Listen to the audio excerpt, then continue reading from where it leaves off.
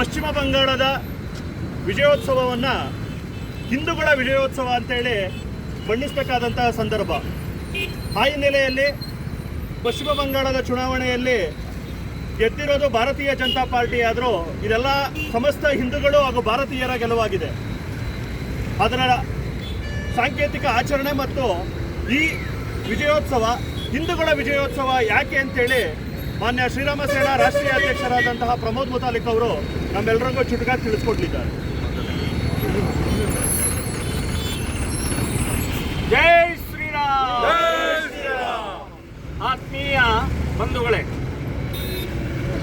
ಇವತ್ತು ಬಹಳ ದಿನದಿಂದ ನಾವೆಲ್ಲರೂ ಕಾಯ್ತಾ ಇರುವಂತಹದ್ದು ಎಲ್ಲ ಚುನಾವಣೆಗಳಕ್ಕಿಂತ ಪಶ್ಚಿಮ ಬಂಗಾಲ್ ಈ ಚುನಾವಣೆಯ ಫಲಿತಾಂಶದ ಬಗ್ಗೆ ನಾವೆಲ್ಲ ಕಾಯ್ತಾ ಇದ್ದೀವಿ.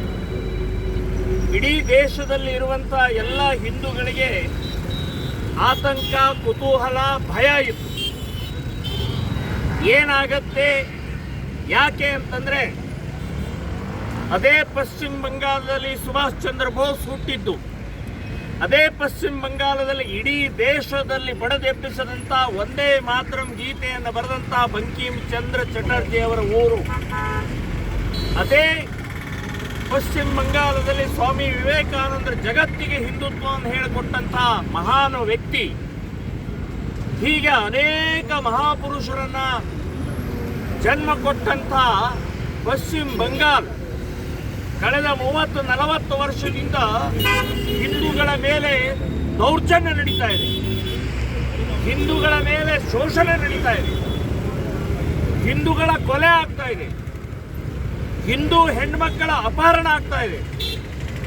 ಇದಕ್ಕೆ ಕಾರಣ ಪಕ್ಕದಲ್ಲೇ ಇರುವಂತಹ ಬಾಂಗ್ಲಾದೇಶ ಏನಿದೆ, ಬಾಂಗ್ಲಾದೇಶದ ಮುಸ್ಲಿಮರ ಒಳಗಡೆ ಬಂದದ್ದ ಕಾರಣ ಇದೆಲ್ಲ ನಡೀತಾ ಇದೆ. ನಮ್ಮ ಭಾರತ ದೇಶ ಧರ್ಮಛತ್ರ ಆಗಿಬಿಟ್ಟಿದೆ. ಬಾಂಗ್ಲಾ ಮುಸ್ಲಿಮರು ಬರೋದು, ರೋಹಿಂಗ್ಯಾ ಮುಸ್ಲಿಮರು ಬರೋದು, ಪಾಕಿಸ್ತಾನದಿಂದ ಮುಸ್ಲಿಮರು ಒಳಗಡೆ ಬರೋದು, ಸೊ ಇಲ್ಲಿ ಏನು ಬೇಕಾದ್ರೂ ಮಾಡೋದು ಅನ್ನುವಂಥ ಮಾನಸಿಕತೆ ನಿರ್ಮಾಣ ಆಗಿ ಪಶ್ಚಿಮ ಬಂಗಾಳ ದೊಡ್ಡ ಆತಂಕಕ್ಕೊಳಗಾಗಿದೆ. 9 ಜಿಲ್ಲೆ ನಮ್ಮ ಕೈಯಲ್ಲಿ ಇರಲಿಲ್ಲ.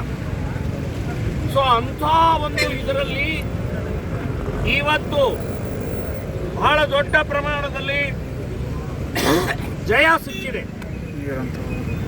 ಇದು ಜಯ ಭಾರತೀಯ ಜನತಾ ಪಾರ್ಟಿ ಅನ್ನೋಕ್ಕಿಂತ ಹಿಂದೂಗಳ ವಿಜಯ, ಇದು ಧರ್ಮದ ವಿಜಯ, ಇದು ಹಿಂದೂಗಳ ಸುರಕ್ಷತೆಗೋಸ್ಕರ ಇವತ್ತು ವಿಜಯ ಸಿಕ್ಕಿದೆ ನಮಗೆ. ಸೊ ಇಂಥ ಒಂದು ಶ್ರೇಷ್ಠವಾದಂತಹ ವಿಜಯವನ್ನ ಹಿಂದೂ ಜಾಗರಣ ವೇದಿಕೆಯ ಜಿಲ್ಲಾ ಸಂಚಾಲಕರು ಮತ್ತು ಇತರೆ ಎಲ್ಲ ಕಾರ್ಯಕರ್ತರಿದ್ದಾರೆ, ವಿಶ್ವ ಹಿಂದೂ ಪರಿಷತ್, RSS, ಶ್ರೀರಾಮ್ ಸೇನೆ ಸಂಘಟನೆಯವರೆಲ್ಲ ಒಟ್ಟಿಗೆ ಸೇರಿ, ಬಿಜೆಪಿಯವರು ಕೂಡ ಇದರಲ್ಲಿ ಇದ್ದಾರೆ ಕಾರ್ಯಕರ್ತರು, ಎಲ್ಲರೂ ಒಟ್ಟಿಗೆ ಸೇರಿ ಹಿಂದೂಗಳ ವಿಜಯ ಆಯಿತು. ಇಡೀ ರಾಜ್ಯದ, ಇಡೀ ದೇಶದ ವಿಜಯ ಇದು, ಭಾರತದ ವಿಜಯ ಇದು. ಇನ್ನು ಮುಂದಿನ ದಿನಗಳಲ್ಲಿ ನಮ್ಮ ಊರಿನಲ್ಲೂ ಕೂಡ ಬಾಂಗ್ಲಾ ಮುಸ್ಲಿಮರಿದ್ದಾರೆ, ರೋಹಿಂಗ್ಯಾ ಮುಸ್ಲಿಮರು ಇದ್ದಾರೆ. ಇವರೆಲ್ಲರನ್ನೂ ಒತ್ತು ಓಡಿಸಬೇಕಾಗಿದೆ. ಪಶ್ಚಿಮ ಬಂಗಾಲ್ ಇವತ್ತು ಈ ವಿಜಯ, ಹಿಂದುತ್ವದ ವಿಜಯ ಒಂದು ಸಂಕೇತ, ಒಂದು ಸಂದೇಶ ಕೊಟ್ಟಿದೆ. ಇಡೀ ದೇಶದಲ್ಲಿರುವಂತಹ ಹೆಗ್ಗಣಗಳು, ಹಾವುಗಳು, ಚೇಳುಗಳು, ವಿಷಕಾರಿ ಜಂತುಗಳು, ದೇಶದ್ರೋಹಿಗಳೇನು ವಾಸ ಮಾಡ್ತಾ ಇದ್ದಾರಲ್ಲ, ಇವರೆಲ್ಲರನ್ನೂ ಒತ್ತು ಓಡಿಸಬೇಕಾಗಿದೆ. ನಮ್ಮ ಮನೆಯಲ್ಲಿ ಹಾವು, ಚೇಳು, ಹೆಗ್ಗಣಗಳು, ವಿಷಕಾರಿ ಜಂತುಗಳು ಬಂದರೆ ಸಾಕ್ತೀವಿ, ನಾವು ಹೊರಗೆ ಹಾಕ್ತೀವಿ, ಕೊಂದು ಹಾಕ್ತೀವಿ, ಓಡಿಸ್ತೀವಿ. ಅದೇ ಮಾದರಿಯಲ್ಲಿ ಇವತ್ತು ನಮ್ಮ ದೇಶದ ಒಳಗಡೆಗೆ 5 ಕೋಟಿಗಿಂತ ಜಾಸ್ತಿ ಈ ಬಾಂಗ್ಲಾ ಮುಸ್ಲಿಮರು, ರೋಹಿಂಗ್ಯಾ ಮುಸ್ಲಿಮರು ಒಳಗಡೆ ಬಂದಿದ್ದಾರೆ.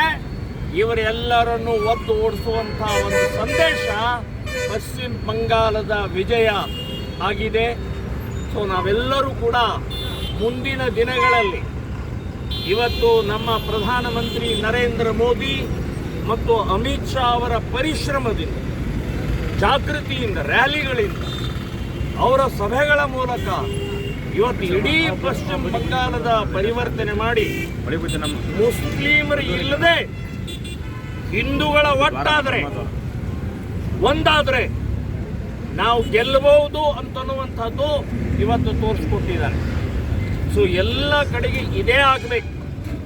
ಹಿಂದೂ ವೋಟ್ ಬ್ಯಾಂಕ್ ಆಗಬೇಕು. ಸೊ ಹಿಂದೂ ವೋಟ್ ಬ್ಯಾಂಕ್ ಆದರೆ ನಾವು ಇಡೀ ದೇಶದಲ್ಲಿ ಹಿಂದುತ್ವದ ವಿಜಯ ಆಗತ್ತೆ. ಸೊ ಪಶ್ಚಿಮ ಬಂಗಾಳದಲ್ಲಿ ವಿಜಯ ಧರ್ಮದ ವಿಜಯ ಇದು, ದೇಶದ ವಿಜಯ ಇದು, ಹಿಂದೂಗಳ ವಿಜಯ. ಸೊ ಮುಂದಿನ ದಿನಗಳಲ್ಲಿ ಈ ಬಂಗ್ಲಾ ವಲಸಿಗರನ್ನ ಒತ್ತು ಓಡಿಸೋ ದೃಷ್ಟಿಯಿಂದ ನಾವೆಲ್ಲರೂ ಸಿದ್ಧತೆ ಮಾಡ್ಕೊಳ್ಳೋಣ, ಹೋರಾಟ ಮಾಡೋಣ, ಆಂದೋಲನ ಮಾಡೋಣ, ಜಾಗೃತಿ ಮಾಡೋಣ ಅಂತನ್ನುವಂಥ ಈ ಸಂದರ್ಭದಲ್ಲಿ ವಿಚಾರ ಹೇಳಿ ನನ್ನ ಮಾತನ್ನು ನಾನು ಮುಗಿಸ್ತಾ ಇದ್ದೀನಿ. ಭಾರತ್ ಮಾತಾ ಕಿ ಜೈ! ಭಾರತ್ ಮಾತಾ ಕಿ ಜೈ! ವಂದೇ ಮಾತರಂ! ಸನಾತನ ಹಿಂದೂ ಧರ್ಮಕ್ಕೆ, ಸನಾತನ ಹಿಂದೂ ಧರ್ಮಕ್ಕೆ